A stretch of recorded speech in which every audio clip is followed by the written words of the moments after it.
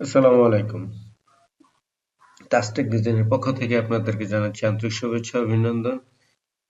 আজ আমি Adobe ইলাস্ট্রেটরে Islamic pattern এঁকে দেখাবো। চলুন কথা না বাড়িয়ে আমরা ডিজাইনে চলে যাই। আমরা প্রথমে এ থেকে ইলিপস টুল থেকে আমি 100 পিটি বাই 100 পিটি একটা সার্কেল এঁকে নিলাম। ওকে, এটাকে আমি কাজের সুবিধার্থে ব্ল্যাক উপরে একটা ফিল কালার করে নিলাম। তারপরে এটাতে কন্ট্রোল শিফট অল্টার চেপে ধরে আমি পাশে আরেকটা এভাবে করে সার্কেল এঁকে নিলাম। এই দুইটা সার্কেলকে আমি রাইট বাটন ক্লিক করে গ্রুপ করে নিলাম। ওকে, আবার আমি এখানে গিয়ে রেক্টাঙ্গেল টুলে গিয়ে একটা ক্লিক করলাম, উপরে 100 নিচে 150 দিয়ে একটা এভাবে রেক্টাঙ্গেল এঁকে নিলাম। টোটালটাকে সিলেক্ট করে অ্যালাইন টুল থেকে হরিজন্টাল অ্যালাইন, লাইন অ্যালাইন হচ্ছে ভার্টিক্যাল অ্যালাইন ক্লিক করে নিলাম। ওকে, টোটালটাকে আবার সিলেক্ট থাকা অবস্থায় এখান থেকে গিয়ে পাথফাইন্ডার সিলেক্ট করলাম, করে এখান থেকে মার্জ করে দিলাম। মার্জ করার পরে আমি এখান থেকে আমার ফিল উঠিয়ে আমি এখন লাইন নিয়ে নিলাম। ওকে, এরপরে আমি আরেকটা এখান থেকে ইলিপস টুল এঁকে নিলাম 100 বাই 100। আঁকার পরে আমি এটাকে ডিসিলেক্ট করে আমি ডাইরেক্ট সিলেকশন টুলটাকে সিলেক্ট করব। সিলেক্ট করে আমি একটা সাইডে ক্লিক করব। এমন থাকা অবস্থায় আমি কন্ট্রোল এক্স চেপে এটাকে কেটে নেব, আবার কন্ট্রোল ভি চেপে আবার পেস্ট করে নেব। এবার এমন করে আমি প্রত্যেকটা চারটা এখানে লাইন তৈরি করব। এবার কেটে ধরে কন্ট্রোল এক্স, কন্ট্রোল ভি, আবার এটা ধরলাম কন্ট্রোল এক্স, কন্ট্রোল ভি, এবং চারটা হয়ে গিয়েছে। এখন আমরা আবার সিলেকশন টুল ব্যবহার করে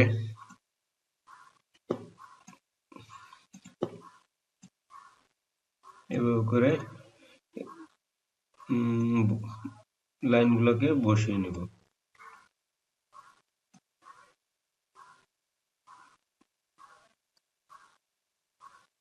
ওকে,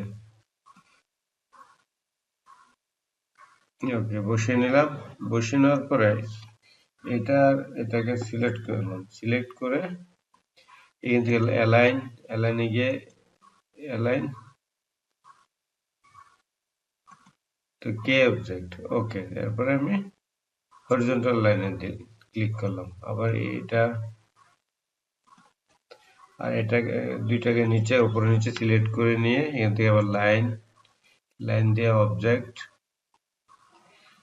অ্যালাইন টু কে অবজেক্ট ক্লিক করলাম। ক্লিক করে হরিজন্টাল লাইন অ্যালাইন দিয়ে নিলাম। ওকে, টোটালটাকে সিলেক্ট করলাম, বা সিলেক্ট না করে আমি এখান থেকে ডাইরেক্ট সিলেকশন টুল ব্যবহার করে এই লাইনটাকে কেটে নেব আগের মতো। এখন আমি এটাকে ডিলিট চাপলাম, কেটে গেল। আবার এখানে এই লাইনের উপর ক্লিক করে ডিলিট চাপলাম, ডিলিট হয়ে গেল। এখন টোটালটাকে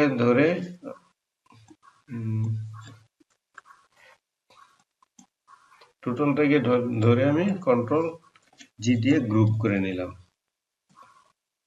এরপর আমি এখান থেকে ম্যাচ টুলটাকে শেপ বিল্ডার টুলটাকে সিলেক্ট করলাম, করে আমি টোটালটাকে একটা শেপে তৈরি করে নিলাম। ওকে, এখন আমি এটা সিলেক্ট থাকা অবস্থায় অবজেক্টে গেলাম। অবজেক্টে গিয়ে প্যাটার্ন দিয়ে মেক,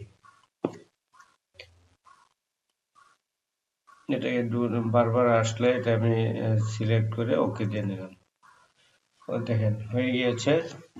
এখন আমরা এটা লাইন আছে, লাইনটাকে আমি কেটে দিয়ে ফিল কালারে আমি এখান থেকে কালার দিব। আমি ফিল কালার এটা দিয়ে নিলাম। দেওয়ার পরে আমি এখান থেকে রেক্টাঙ্গেল টুলটাকে সিলেক্ট করে আমি এই লাইনের উপরে ওই রেক্টাঙ্গেলটা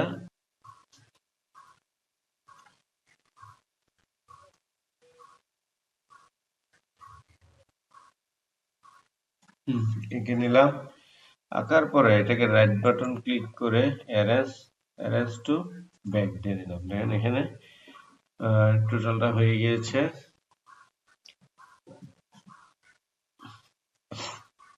এরপর আমি এখান থেকে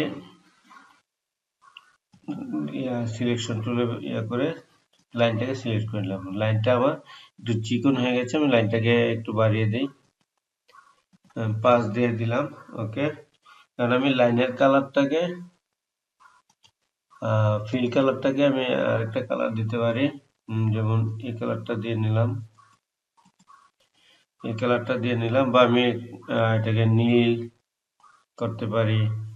তো আমি যেহেতু সবুজ করেছি এই কালারটাকে দিয়ে নিলাম। ওকে, এখন আমি ফিল এটা ফিল কালারটাকে আমি কালোর জায়গায় অন্য আরেকটা কালার দিয়ে নিতে পারি, কোনটা ভালো লাগে।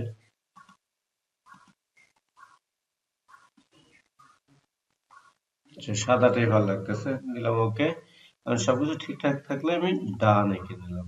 ওকে, আবার হয়ে গিয়েছে প্যাটার্ন তৈরি। এটা আমি সাইড করে রাখলাম, রেখে দেখেন আমি এটাকে টোটালটাকে সিলেক্ট করলাম, ফিল কালার করলাম, এখানে প্যাটার্নে ক্লিক করলাম, ফিল কালারটা প্যাটার্ন, আচ্ছা এই দেখেন এভাবে করে আমার প্যাটার্ন তৈরি হয়ে গিয়েছে। আমি এটা যে কোনো ডিজাইনে ইউজ করতে পারবো। তো ধন্যবাদ সবাইকে আমার এই ভিডিওটা দেখার জন্য। আমার এই ভিডিওটা যদি ভালো লেগে থাকে তাহলে অবশ্যই আমাকে লাইক, শেয়ার, কমেন্ট করে উৎসাহ দিবেন। ধন্যবাদ।